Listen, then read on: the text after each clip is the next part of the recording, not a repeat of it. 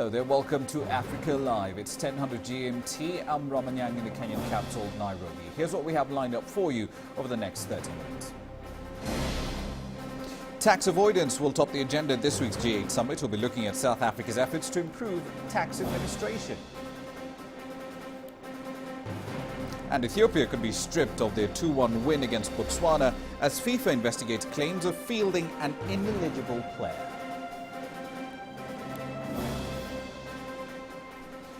Egypt's foreign minister is in Addis Ababa, the Ethiopian capital, for talks with his Ethiopian counterpart on simmering tensions between the two countries over the use of the waters of the River Nile. Now, this meeting is a first step in finding a diplomatic solution to the dispute as a whole. CCTV's Gurum Chala tells us more. There are going to be consultations on the possibility of holding tripartite meetings between Egypt, Sudan and Ethiopia in order to reach a solution for the conflict between the three countries over the Renaissance Dam. And now that Egypt's Foreign Minister Mohammed Kamal is here in Addis, and it is hoped that after his talks with his Ethiopian counterpart Tewodros Adhanom, positive steps towards resolving the dispute will be taken. Egypt seeks to persuade Ethiopia to provide further studies and information about the Renaissance Dam and initiate discussions on the possibility of concluding a new agreement between the three countries, including Sudan. But according to the sources from the Ethiopian Ministry of Foreign Affairs, it is not likely that the government will renegotiate details of the Renaissance Dam project. Ethiopia insists that the dam will not interfere with Egypt or Sudan's share of the Nile water. Upon completion, the dam will hold about 75 billion cubic meters of water.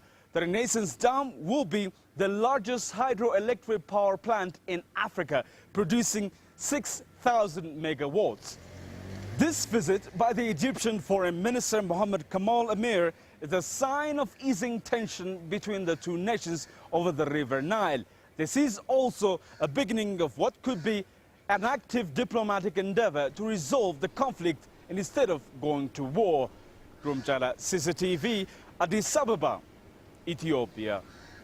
Now, the European Union's foreign policy chief, Catherine Ashton, is visiting Egypt this week as part of a wider tour of the Middle Eastern region. She's expected to reiterate the EU's support for Egypt's democratic transition and is also set to discuss the River Nile controversy, which currently pits President Mohamed Morsi's government against that of Prime Minister Haile Mariam Desalegn in Ethiopia. Now, it's thought that Ashton and Egyptian officials will discuss ways to ease tensions between the two countries over the divisive Grand Renaissance Dam project, which was launched by Ethiopia earlier in May. Let's get some of the latest updates and analysis on that story. We're now joined by our correspondent in Cairo, CCTV's Adel El Mahrouhi. Adel, what, according to the Egyptian government, are the root causes of the dispute over the River Nile right now?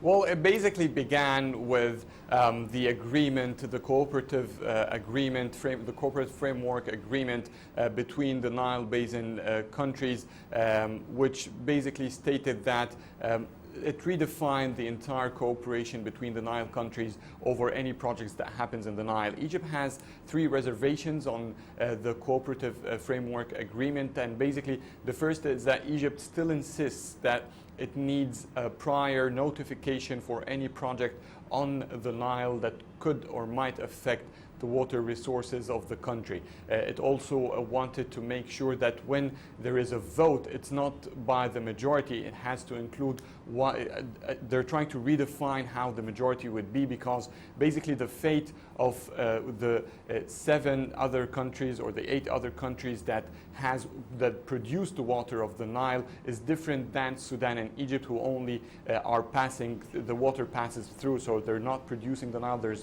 barely rain in these 2 countries. So the benefits of these countries are contradicting. Therefore, when voting by majority, the 8 other countries will have the same benefit, which would affect the 2 other countries. So majority is still not in favor of Egypt, and Egypt before has recommended consensus. Of course, also on sharing the amount or the volume of water between all countries. It has been it has been distributed, the amount of water, when all countries were colonized. Yet the documents are legal, and according to international law, they are still valid. So any differences or any changes in the volume of water for the share of each country, according to Egypt's foreign minister, is a violation of international law.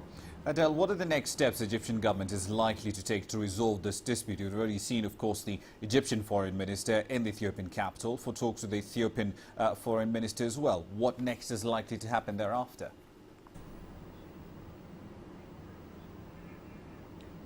Well, so far, despite the president's former threats or indications that blood might be the replacement if Egypt's water decreased by a single drop, yet Egypt is showing great commitment to peaceful talks and negotiations. This is the first of a series of expected senior official meetings between both countries. It's only just to discuss all options between both foreign ministers of Ethiopia and Egypt. It might be a preparation for a higher level meeting between President Morsi. He might go to Ethiopia. We still have no exact plan from the government regarding that. But it seems that Egypt so far is resorting to violence at its very latest steps. If all options run out, maybe. But so far, Egypt is still keen for peaceful talks. It might include the international community. There might be an escalation to the international court. All of these are options on the table. However, Egypt is first trying to directly talk to Ethiopia and resolve the conflict between both countries alone. Right. Last question to you, Adel. Given the fact that Catherine Ashton, the EU's foreign policy chief, is expected to visit Egypt later this week, how do we expect the EU's involvement in this dispute to play out, especially given the fact that the Suez Canal, of course, is essentially Egyptian in Egyptian hands, and that, of course, is a vital corridor for global trade?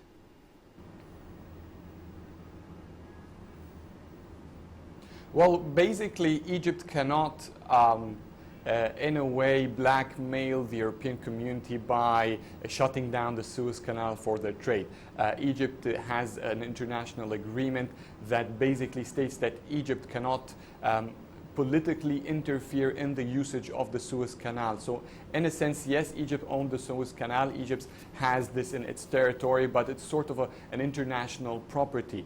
Therefore, the Suez Canal is not a counter trade for any position or for any political favors for Egypt. But the European Union is stating that it does not want any harm to any country of the Nile River waters. At the same time, it cannot hinder the development projects in Ethiopia or any other country as well. Let's not also forget that one of the main developers for the Ethiopian or the Grand Renaissance Dam is an Italian company which basically is part of the EU. So EU's influence is very necessary to resolve the conflict. But again, both countries, or at least Egypt so far, is very keen to solve it between Egypt and Ethiopia only. The EU might be used for other leverage maybe, but beside that, Egypt's position so far is very clear. Indeed, we'll have to leave it there for the time being. Thank you very much for that update. That's CCTV's Adel Mahrouri in Cairo. It's time for a break now. When we come back, here's what's coming up. Averting crisis, Sudan and South Sudan back the African Union roadmap to peace.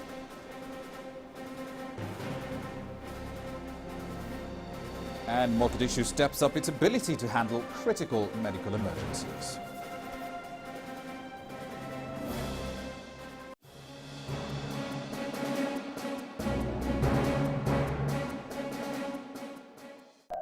Breaking news.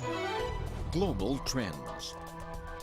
CCTV News brings you stories with the different aspects of Africa in the international content. With our reporters across Africa and all over the world, we'll tell you about the real Africa and how it impacts the world. Africa Live, every day, only on CCTV News.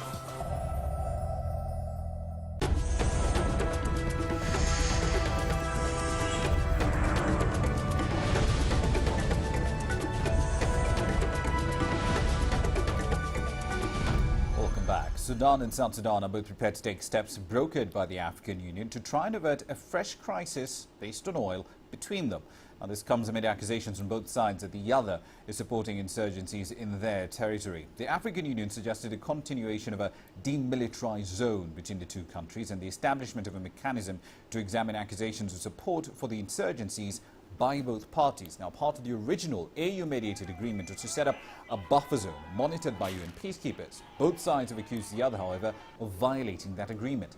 Diplomats, however, do doubt that Sudan will actually close the two cross-border export pipelines because its economy has been suffering without South Sudan's pipeline fees. Each side is due to present the information to the African Union's committee from the 20th to the 25th of June. It will in turn present its findings later on the 25th of July. The Southern African Development Community met in the Mozambican capital, Maputo, to discuss several pressing political and security matters which are affecting the region. At the top of the agenda is Madagascar's political crisis, which has left the Indian Ocean island nation isolated by the international community and deprived of foreign aid. CCTV correspondent Julie Shai was at the summit. She filed this report. As heads of state arrived at the Southern African Development Community Summit in Maputo for an extraordinary meeting, concerns over Madagascar's ongoing political crisis grew. Since January 2009, Madagascar has been in the throes of a political crisis generated by an unconstitutional change of government, a switch that has severely affected the island's economic and social outcomes, a situation that SADC wants to see swiftly resolved.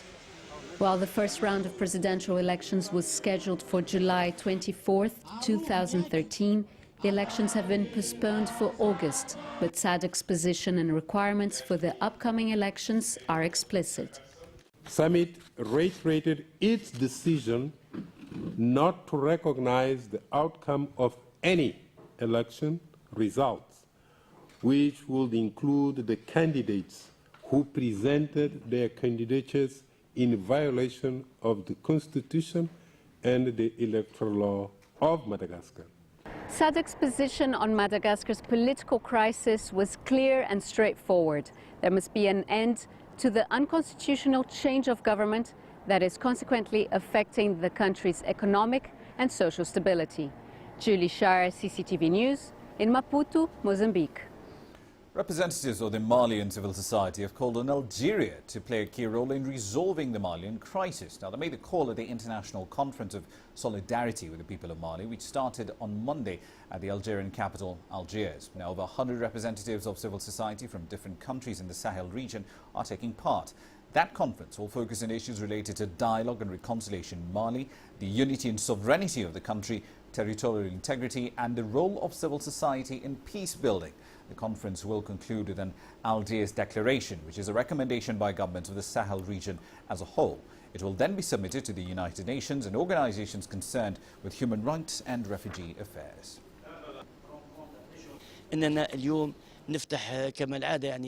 Today, we receive in Algeria a significant Malian delegation composed of 73 representatives of members of each of the components of Malian society. They will look into the Malian issue, and we hope this will lead to the resolution of the problems of Mali. We also hope they will take into consideration the fundamental Malian interests above all. The former South African President Nelson Mandela continues to get better in a hospital in Pretoria. That's according to President Jacob Zuma on Sunday. He added that Mandela's condition does remain serious as he battles a lung infection. Zuma said Mandela continues to engage with family. He made those comments while speaking at a gathering in KwaZulu-Natal province to commemorate the 1976 Soweto student uprising. Zuma urged the nation to keep Mandela in their thoughts and prayers as messages of support from the public do continue to pour in. Several family members, including his wife and ex-wife, have paid visits to his bedside at the Pretoria hospital, where security remains tight and visitor access is restricted. Let me invite you all to keep Madiba in our thoughts and prayers, as you are aware that President Nelson Mandela is still in hospital in Pretoria.